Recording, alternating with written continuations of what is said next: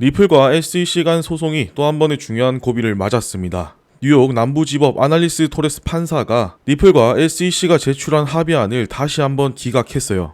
이번 영상에서는 이 결정이 가지는 의미가 무엇이고 앞으로 우리가 주의 깊게 봐야 할 점이 뭔지 명확하게 정리해 보도록 하겠습니다. 시작하기 전에 구독, 좋아요, 알림 설정 한 번씩 눌러주시고요. 아래 고정 댓글에 소통방 입장 링크 올려두었습니다. 영상보다는 여기에 먼저 내용을 정리해서 올려드리고 있고요. 리플뿐만 아니라 거시 경제나 금융, 경제와 관련된 전반적인 내용도 모두 해석해서 텍스트로 올려드리고 있습니다. 무료로 운영 중이니까 편하게 입장하셔서 정보 받아가시고요. 분명히 주식이든 코인이든 투자하시는 데 도움이 되실 거라고 생각합니다. 우선 이번 결정의 핵심부터 살펴보죠. 법원은 리플과 SEC가 제출한 합의안을 기각하면서 이렇게 말했습니다. 당사자 간 합의가 법원의 공적 판결보다 우선할 수 없다. 합의로 소송을 종료하면 정식으로 항소를 철회하거나 법원의 판결에 정식으로 이의를 제기하여야 한다. 쉽게 말하면 리플과 SEC가 이 소송을 빨리 끝내고 싶어서 법원을 거치지 않고 중간에 합의하려고 했는데 법원은 이런 절차를 용납하지 않겠다는 거죠. 사실 리플과 SEC의 합의 시도는 이번이 처음이 아닙니다. 작년에도 SEC는 벌금 규모를 조정하고 XRP 판매 제한을 유지하는 합의안을 제시했었는데 당시에도 법원은 같은 이유로 거부했습니다. 결국 법원은 리플과 SEC 간의 합의 자체가 문제가 아니라 이미 내려진 판결을 번복하려면 공식적인 절차를 밟아야 한다는 점을 강조하고 있는 겁니다. 이런 법원의 태도는 왜 중요한 걸까요? 가장 큰 이유는 향후 법적 선례 때문이죠. 이번 리플 소송은 XRP만의 문제가 아니라고 제가 어제 라이브 방송에서 설명을 해드렸습니다. 앞으로 미국 내 모든 암호화폐 관련 소송의 중요한 기준점이 될 수 있어요. 만약 법원이 이번 건에서 예외적으로 절차를 생략하고 합의를 받아준다면 다른 소송에서도 비슷한 일이 반복될 가능성이 큽니다. 그러면 법원의 권위가 흔들리고 규제가 혼란스러워질 수 있다고 보는 거죠. 결국 법원은 이런 혼란을 방지하기 위해 명확한 절차적 원칙을 고수하고 있는 겁니다. 그렇다면 앞으로 리플과 SEC는 어떤 선택을 할 수 있을까요? 크게 두 가지입니다. 첫째, 항소 자체를 아예 철회하고 법원의 판결을 그대로 받아들이는 겁니다. 이럴 경우 리플은 기관 대상 XRP 판매 제한 같은 기존의 불리한 판결을 받아들여야 해요. 그리고 둘째, 정식으로 항소나 이의를 제기해서 기존 판결을 번복하거나 수정하는 절차를 밟는 겁니다. 이렇게 되면 또다시 길고 복잡한 법적 공방을 이어가야겠죠. 어느 쪽이든 시간이 더 걸릴 수밖에 없는 상황입니다. 사실 많은 투자자분들이 답답하게 느끼시는 것도 이런 이유 때문인 것 같아요. 분명 SEC와 리플은 합의를 통해 빠르게 결론을 내리고 싶어 합니다. 사업의 불확실성을 제거하고 싶은 리플과 다른 암호화폐 소송까지 생각해야 하는 SEC 모두 마찬가지입니다. 하지만 법원의 신중한 태도로 인해 쉽게 합의가 이뤄지지 않고 있어요. 즉 법원이 일부러 시간을 끈다기보다는 이 사건의 중대성 때문에 더욱 신중하게 접근할 수밖에 없는 거죠. 이제 좀 더 넓게 보겠습니다. 이번 소송을 지켜보면서 간접적으로 주목해야 할 부분들이 있습니다. 첫 번째는 미국 내 암호화폐 전체 규제 흐름입니다. 리플 소송에서 법원이 내린 결정들은 곧 다른 암호화폐 관련 소송에 선례로 작용할 겁니다.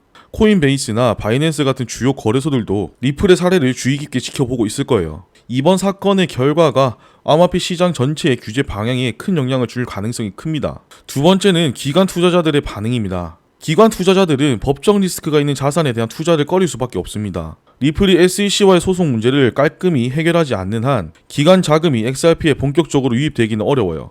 최근 블랙록 같은 큰 기관이 암호화폐 ETF를 추진하고 있는데 XRP는 이런 기관 투자 대상으로부터 배제될 위험도 있습니다. 결국 기관 투자자들의 태도가 앞으로 XRP 가격이나 유동성에 큰 영향을 주겠죠. 마지막으로 리플의 글로벌 사업 전략입니다. 미국 법원의 결정과 관계없이 일본이나 싱가포르 같은 국가는 이미 XRP를 상품으로 인정하고 있고 리플과 적극적으로 협력하고 있습니다. 만약 미국 내에서 법적 문제가 장기화되면 리플은 자연스럽게 글로벌 시장으로 눈을 돌릴 수밖에 없어요. 미국 시장에서 XRP의 입지가 축소되고 아시아나 유럽에서 비중을 확대할 가능성이 높아지는 거죠. 결론적으로 리플과 SEC의 소송은 향후 암호화폐 시장 전체에 영향을 미칠 중대한 사건입니다. 그렇기 때문에 다들 많은 관심을 가지고 지켜보고 있어요. 투자자로서는 이번 소송의 흐름을 계속 주시하면서 미국 내 규제 방향, 기관 투자자의 자금 유입, 글로벌 시장에서의 리플 전략 변화, 이 세 가지 측면을 함께 체크하시는 게 중요합니다. 그런데 바로 이 시점에 중요한 기술적 발표가 하나 나왔습니다. 바로 리플이 웜홀과 공식적으로 파트너십을 맺었습니다.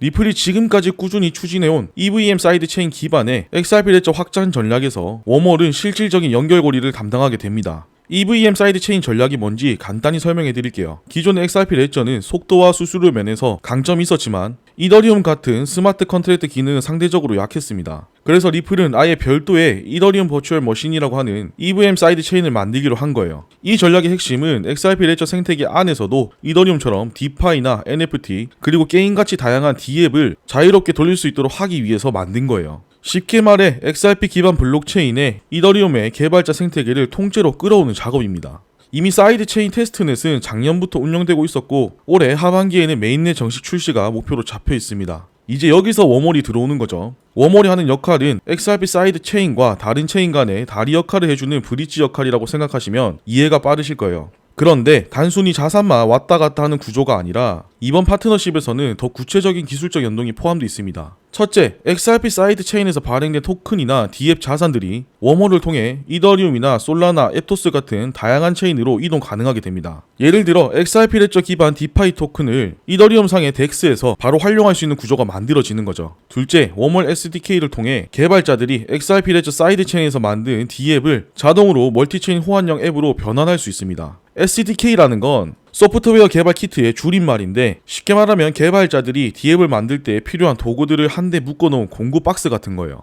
이번에 웜홀이 제공하는 SDK를 활용하면 XRP 레저 사이드 체인에서 만든 D앱을 다른 체인에서도 작동하도록 멀티체인 호환 형태로 개발할 수 있게 되는 거죠.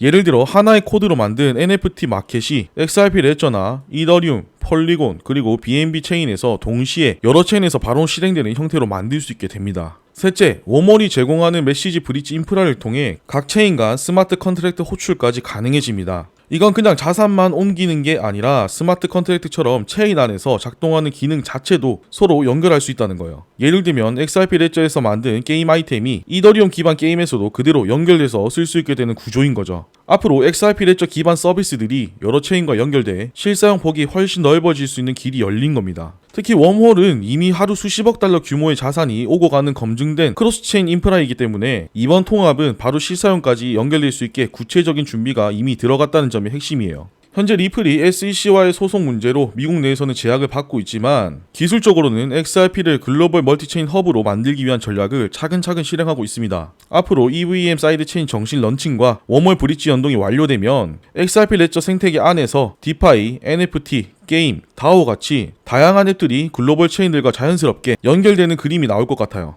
이번 영상에서는 리플과 SEC 간의 소송 진행 상황부터 웜홀 파트너십을 통한 XRP 레저의 기술 확장 전략까지 핵심 내용들을 정리해드렸습니다. 결국 단기적으로는 규제 리스크가 남아있지만 장기적으로는 리플이 기술과 인프라 쪽에서 어떻게 다음 단계를 준비하고 있는지 명확하게 드러난 시점이라고 볼 수 있습니다. 앞으로도 소송 흐름, 정책 변화, 그리고 실사용 확대에 대한 신호들을 계속해서 하나하나 짚어드리도록 하겠습니다. 도움이 되셨다면 구독과 알림 설정 한 번씩 눌러주시고요. 영상보다 빠른 정보는 아래 고정 댓글에 있는 소통방에서 공유해드리고 있습니다. 영상으로 다 담지 못하는 이야기들도 여기서 올려드리고 있으니까 필요하신 분들은 빠르게 입장해주세요. 그럼 저는 또 알찬 내용 준비해서 돌아오도록 하겠습니다. 감사합니다.